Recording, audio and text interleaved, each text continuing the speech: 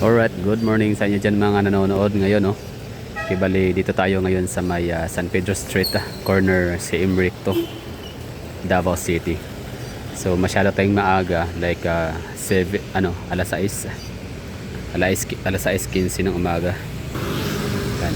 Alas 6:17. So dated today, it's January 15. So 2 days ang nakalipas, no? Mula nung ginanap yung National Rally for Peace ng ating mga kababayang INC dito sa San Pedro Square. So seems to be normal na dito sa Davao City. Wala nang wala na tayong makikitang any signs, no, or indications na merong naganap dito na malawakang rally, kasi napakalinis, napakaaliwalas ng lugar. So ba't pala ako napunta dito, no? Napakabihirang pagkakataon ho ito, or tsansa, or napakapambihirang vlog na ganito kaaga. So actually di pa ako natutulog, no? Mamaya pa ng konti. So dito tayo ngayon sa may intersection na to dito, kung saan isa to sa may pinaka-busy kalye sa Davao City. Like hindi man siya ganun ka-busy kasi siya, no? One way road lang, no? Or one way street. So siya, bali San Pedro and si Emerick to intersection. So meron kasing mga nagsasabi tungkol sa about yun nga, TomToms ba yun? TomToms traffic incidents, or traffic, tawag dyan? Traffic index, no? So out of 500 cities in the whole world, so pang-8 ang Davao City na most congested city. Number 1 sa Philippines, pang-8 sa buong mundo. So mas nasarpas pa natin yung super heavy traffic in the mega congested ng Manila. Yun nga lang, hindi ko pa talaga nabasa yung article. Mga caption lang, no, sa mga Facebook pages, mga post lang, no, may mga shared post. Pero yung pinaka-article ho talaga coming from TomTom's survey, TomTom's traffic index survey, hindi pa natin nakita, hindi ko pa nabasa. So hindi ko pa alam kung ano yung pinaka-basis ho nila.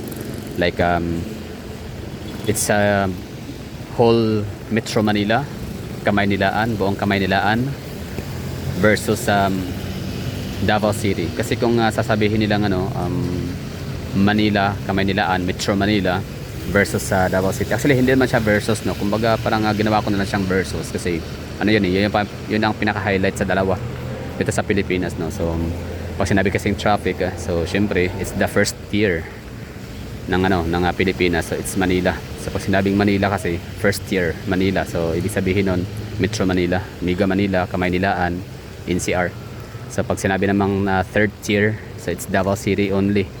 I mean kasama ng mga lies within the metropolis of Davao City. Yun ang yung Panabo, Carmen, Santa Cruz. Pero slow pacing ang Davao City. Pa rin tayo dito, province feels pa rin tayo dito.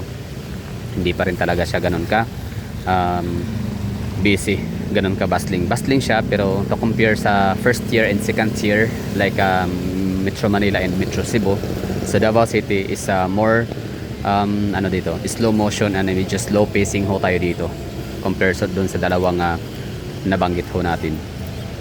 So ngayon, kung ang basis ho ni TomTom Traffic Index Survey ay ang buong Kamaynilaan, tapos kinumpare sa Davao City, result ng buong Kamaynilaan and result ng Davao City, I think parang siya, unbelievable, no, para sa akin. Akin lang to naman, no, parang unbelievable naman. So bilang gala na talagang lagi namang napupunta din sa Kamaynilaan, parang masasabi ko yata na parang hindi yata akma, or hindi ko alam, no, kung saan ang gagaling. Hindi ko na pwedeng husgahan na nagpataka, no, or baseless yung sinabi ni TomTom sa traffic index, kasi nga hindi ko mga nabasa yung articles kung saan nagmula ang kailang survey, no, kung ano yung basis. Although meron akong mga paunang mga clue, no. Yun nga, kumbaga parang yung sa travel time. So kung travel time yun siguro yung pinagbabasehan ni TomTom's traffic index survey is yung travel time. So Metro Manila, I don't know kung meron silang pinapatupad na tawag nito, meron ba silang pinapatupad na city ordinance na speed limit like sa Davao City. Or I mean, like sa Davao City na ano, dito kasi sa Davao City sa mga hindi nakakaalam ha, sa mga nanonood at nakikinig sa akin na hindi taga Davao City. So meron ho kami dito ano, pinapatupad na batas na traffic rules, no, na 20 to 30 kilometer per hours lang, no, 20 kph to 30 kph lang talaga. So for example, ito gaya nito, heart of the city, pinaka downtown area ng Davao City. So ang takbo rito is ano lang talaga, dapat nasa 20 kilometer per hour lang, no. Pinakamabilis na yata yung ano, yung pinakamabilis yung ano, 30 kph. So naghahanap-hanap ako dito ng ano, ng mga karatula, no, ng mga signages kung meron ba ditong nakalagay kung gaano kabilis ang ano dito, takbo ng speed limit natin dito sa downtown area. For example, ito nga same recto in San Pedro Street. So basta ito, I think nasa 20 lang talaga to dito, strictly implemented. So ngayon kung ang sabihin natin ang ano, Kamaynilaan, buong NCR, sabihin natin City of Manila or buong Kamaynilaan o kahit saang lugar sa Metro Manila, kahit pa sabihin natin silang meron silang ano, speed limit na pinapatupad like 20 to 30 kph, eh mabilis pa rin silang makarating sa kanilang mga destination, no, to compare sa Davao City. So ibig sabihin nun, matik na hindi sila sumusunod sa batas. Tama, hindi sumusunod sa batas ang mga motorista, or di kaya hindi pinapapatupad ng maayos. May batas lang pero walang ngipin, parang ganun. So dito sa Davao City, alam naman ng mga tao dito sa Davao City na kapag batas ay batas ho talaga, no, pinapatupad ho talaga siya, implemented. Kaya nga nakilala ang Davao City sa kanilang ano, no, sa kanilang political branding, no, na talagang kamay na bakal kung sabihin ng iba. Pero hindi yun kamay na bakal, talaga ang pinakatawag, mas magandang term doon, isa na siya talagang political will, no. Meron talaga silang ano, diin, meron talaga silang pangil na nilalagay sa kanilang bawat batas sa kanilang ano, ginagawa rito sa Davao City. Okay, zoom in natin. Meron tayong nakita dito. I don't know kung kita sa ano camera, pero ayan, kita naman pala. So ito yun, no. So okay, confirm natin. So ang ano dito, ang maximum or ano, yung maximum speed limit enforced. So 30 km per hour, 40 km per hour, and 60. So 30, 40, 60. So yung 20 parang nakikita ko yun somewhere in Quezon Boulevard. So shout out din sa mga taga Davao na mahilig mag-observe, no, sa inyong ano, mga dinadaanan. Kita nyo ba na ano, yung mga 20 kph na nakapaskil sa mga signages sa boulevard? Ako pansin ko may mga portion, may mga area na nakikita ko ang ano, 20 kph lang siya ang ano, speed limit, maximum speed limit. So dito sa area na to dito ay nakalagay yun, 60, 40 and 30. Okay. So yun bali nakita na ho natin, nasagot na, kumpirma na ho natin kung ang speed limit sa Davao City is maximum speed limit sa downtown area is 30 kph, 40 naman sa mga hindi ganun ka downtown area. Parang junction lang siya sa mga junction lang siya ng konti, o di kaya yung parang main road siya, no, ng mga barangay outside Davao City downtown area. So 40 kph. Tapos yung 60 kph naman is yun yung pinakamalakas, pinakamabilis na takbo, pinaka maximum speed sa pinaka diversion road na ho yun. So di ba? So yun lang ang sagot ko doon sa mga nagtatanong ko ano masasabi ko sa sinabing congested 8 nasa tayo, 8 spot or number 8 spot sa out of 500 cities sa buong mundo. Di ba ang galing lang sa kasi sa safest city kasi pag sinabing sa safest city kasi sa buong mundo merong 350 or 300 cities ang ginagawa ng survey na safest city sa buong mundo ni sino yun, Nambio.com. So out of 300 cities all over the world, ang Pilipinas ay nagland sa 57, number 57 tayo na safest city.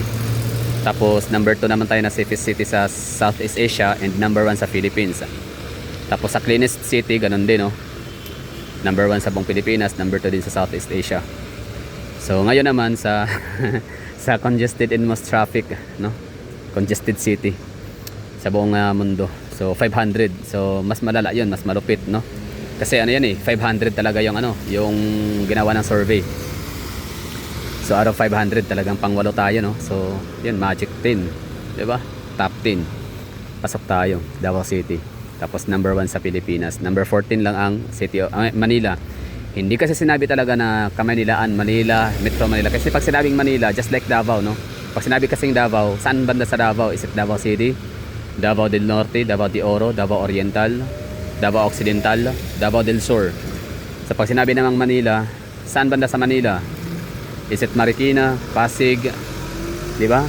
Parañaque, Muntinlupa, Las Piñas. Is it Nabotas, Malabon, Caloocan, San Juan, Pasay, Mandaluyong, di ba? Or City of Manila, or Pateros, kasama na rin Pateros. Manila pa rin yan, parte ng Manila. So saan banda sa Manila? So pag sinabing sa Quiapo talaga, pinaka Manila, City of Manila, yung City of Manila. So ngayon naman kapag sinabi naman lang City of Manila, hindi talaga sa Kamaynilaan, kasi city, no? So tama, parang it makes sense. So okay, na tayo, common sense pala tayo dito. So nasa 11 minutes pa tayo naka-realize, no, na cities pala ang pinag-uusapan, hindi pala metro.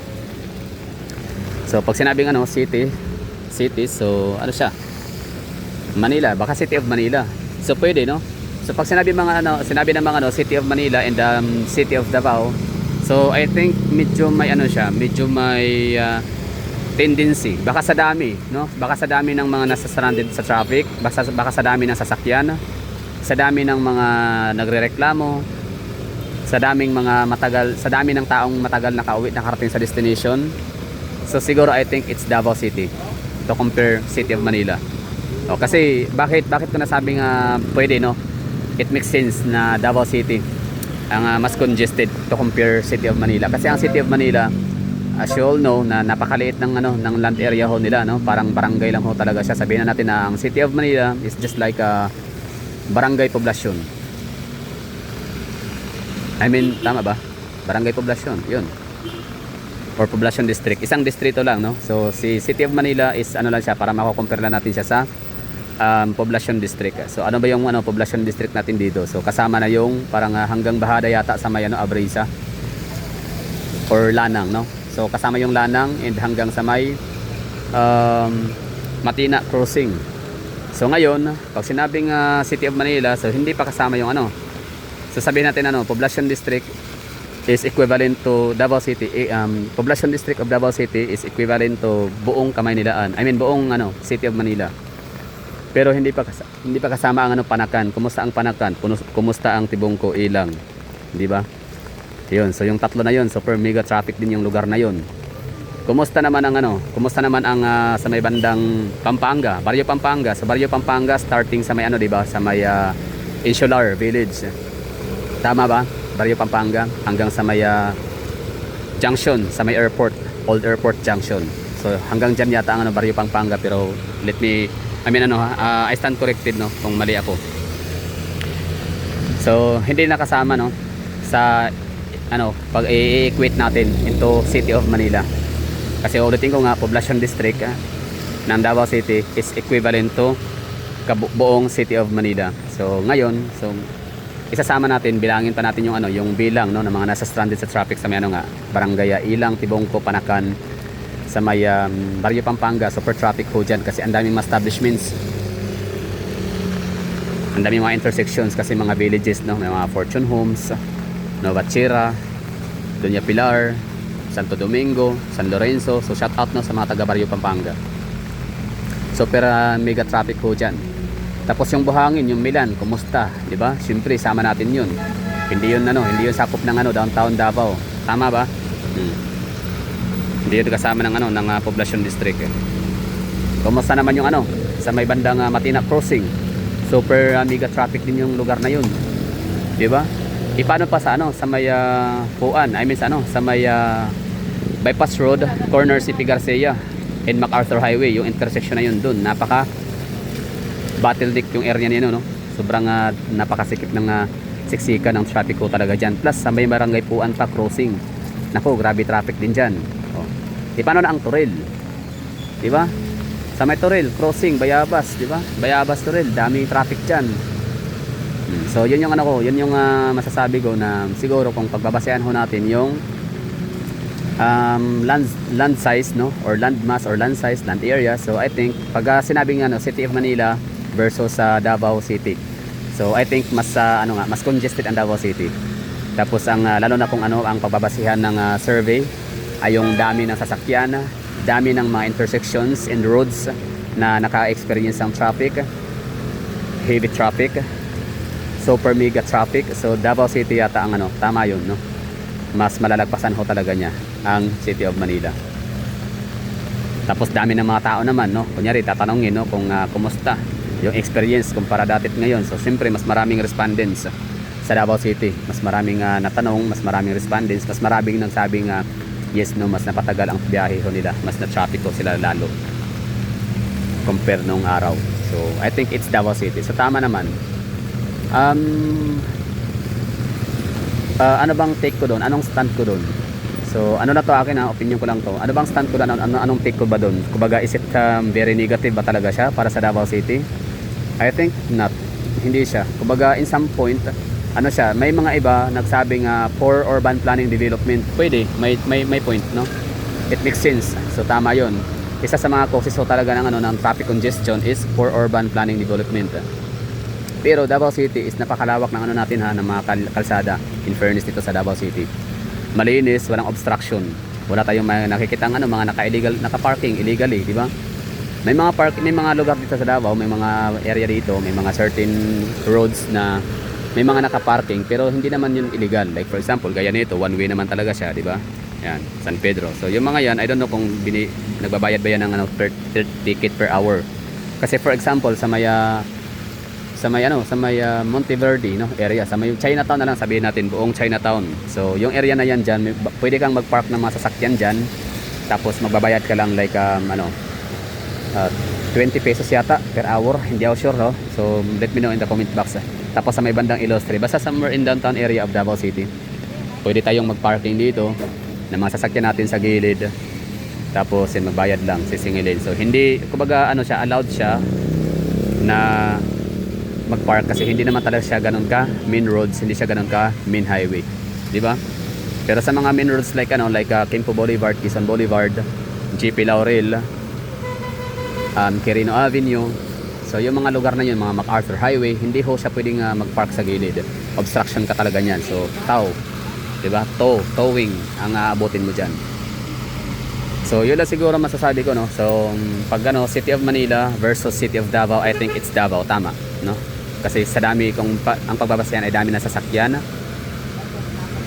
mabagal ang daloy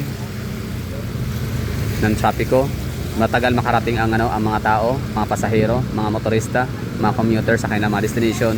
So I think it's Davao. Kasi nga meron tayo ditong implemented rules, traffic rules na talagang pinapatupad ng ating mga mga enforcer natin dito. Huli kung huli. So ibig sabihin naman in City of Manila, so ibig sabihin maraming mga hindi sumusunod sa batas, kaya mas nakakarating sila ng mas maaga, di ba?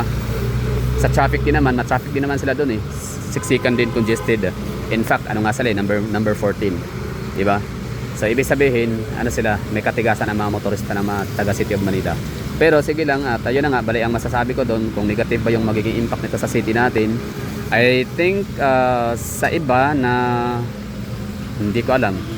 Wait lang paano ko ba ito sasabihin? Negative ba siya? Siguro negative siya ng mga 20%, 80% naman is positive. Parang goods, siya, parang indication siya na Davao City is performing well when it comes to economic activities. Kasi ibig sabihin nun, hindi nga inasahan talaga ng ating kahit sino mang mga local government official natin dito sa Davao. Even ex-mayor Rodrigo Duterte, hindi niya talaga na-anticipate na itong Davao City is mag-boom ng ganito. Na hindi pa tapos yung bypass roads, wala pang mga coastal roads, wala pang mga malalaking malalaking bypass roads, no? Hindi pa nagkaroon ng mga road widening. Pero heto na nag-boom. Mas early sa inaasahan. Like hindi talaga inaasahan, never. So talaga nung naging presidente si Tatay Digong, yun, doon nagsimula ang lahat. Nag-boom ang Davao City. So unang sumabog ang Davao City at huli na ang development. Which is inamin naman nila yun.